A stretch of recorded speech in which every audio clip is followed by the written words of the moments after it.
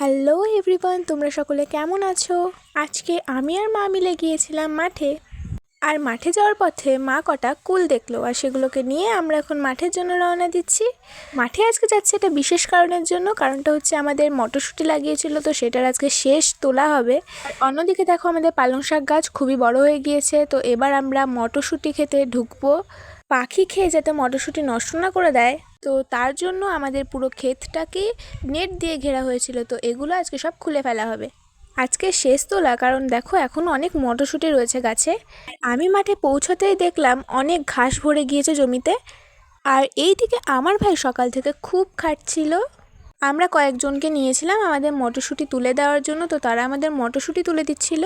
আর আমরা মাঠে পৌঁছতেই দেখলাম এক বস্তা মটরশুঁটি অলরেডি তোলা হয়ে গিয়েছে। তো তোমরা দেখো, শেষ তোলা হলে কি হবে, মটরশুঁটি কিন্তু এখনও নতুন গাছের মটরশুঁটির মতোই লাগছিল। আর দেখো আমাদের ক্ষেতের পাশে আমাদেরই লাগানো পালং শাকগুলো কত বড় হয়ে গিয়েছে। গাছ পুরনো হলে কি হবে, গাছে কিন্তু শেষ তোলায় অনেক মটরশুঁটি হয়েছে। আমার বাবা সকাল থেকে না খেয়েছিল, তো তার জন্য আমার বাবা মাঠেই খাচ্ছিল এবং আমি এদিকে মটরশুঁটি তুলছিলাম।